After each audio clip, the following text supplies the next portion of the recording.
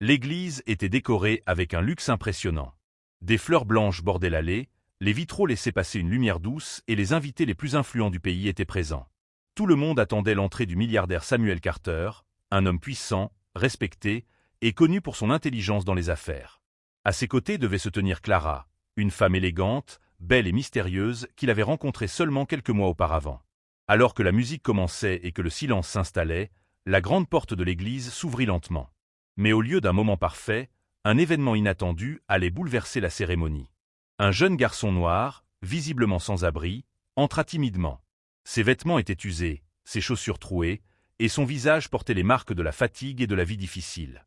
Les invités murmurèrent avec mépris, pensant qu'il s'agissait d'une erreur. Mais l'enfant ne cherchait ni nourriture ni argent. Il avançait droit vers l'autel, les yeux remplis d'urgence, comme s'il portait un message qu'il ne pouvait plus garder pour lui. Arrivé devant Samuel, le garçon prit une grande inspiration et cria d'une voix tremblante mais déterminée, « Ne l'épouse pas !» L'église entière resta figée. Les invités se regardaient, choqués, certains indignés qu'une telle scène se produise lors d'un mariage aussi prestigieux. Samuel, surpris mais calme, s'accroupit pour être à la hauteur de l'enfant. Il vit dans ses yeux quelque chose qu'il ne pouvait ignorer, de la peur, mais aussi une sincérité profonde. Clara, de son côté, devint pâle et tenta d'intervenir, demandant à la sécurité d'emmener le garçon dehors immédiatement. Mais Samuel leva la main pour arrêter tout le monde.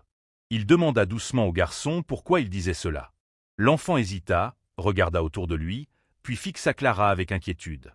Ce qu'il allait révéler n'était pas une simple supposition, mais une vérité qu'il avait découverte par hasard. Une vérité qui risquait de détruire bien plus qu'un mariage. Derrière un grand immeuble appartenant à une société privée. Plusieurs nuits, il avait vu Clara entrer dans ce bâtiment tard, accompagnée d'hommes inconnus. Curieux et méfiant, il s'était caché pour écouter leur conversation. Il avait entendu des plans concernant de faux contrats, des transferts d'argent suspects et même des discussions sur le mariage, présentés comme une opportunité d'accéder à la fortune et aux entreprises de Samuel. Au début, l'enfant n'avait pas compris l'ampleur de ce qu'il avait entendu. Mais lorsqu'il avait vu la photo de Samuel dans les journaux annonçant le mariage, il avait réalisé que cet homme était la cible.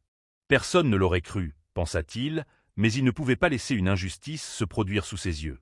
Il avait marché des kilomètres pour trouver l'église, guidé seulement par l'adresse mentionnée dans l'annonce publique. Pour lui, dire la vérité était plus important que sa peur d'être rejeté ou ignoré. Samuel resta silencieux pendant quelques secondes, analysant chaque mot. Homme d'affaires expérimenté, il connaissait les signes de manipulation et de tromperie. Il demanda discrètement à son équipe de sécurité de vérifier les informations du garçon. Pendant ce temps, Clara devint nerveuse, son calme habituel disparaissant peu à peu. Quelques minutes plus tard, un conseiller de Samuel revint avec un visage grave. Les premières vérifications confirmaient des liens financiers suspects entre Clara et une organisation impliquée dans des fraudes internationales. L'église entière retenait son souffle. Samuel se leva lentement, regarda Clara dans les yeux, puis annonça d'une voix ferme que le mariage était annulé. Les invités, choqués, commencèrent à murmurer, tandis que Clara, démasquée, fut escortée hors du bâtiment. En quelques instants, la cérémonie parfaite s'était transformée en révélation publique. Mais l'histoire ne s'arrêta pas là.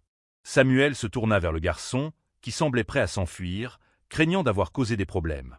Au lieu de colère, Samuel posa une main rassurante sur son épaule. Il remercia l'enfant pour son courage, expliquant que la vérité demande parfois plus de force que n'importe quelle richesse. Touché par son honnêteté et son sens du bien, Samuel décida de changer sa vie. Il lui offrit un logement, une éducation complète et la promesse d'un avenir meilleur. Des mois plus tard, le jeune garçon entra pour la première fois dans une école privée, non plus comme un enfant de la rue, mais comme quelqu'un à qui une chance avait été donnée. Et Samuel, malgré la trahison qu'il avait évitée, affirma plus tard que ce jour-là, il n'avait pas perdu un mariage.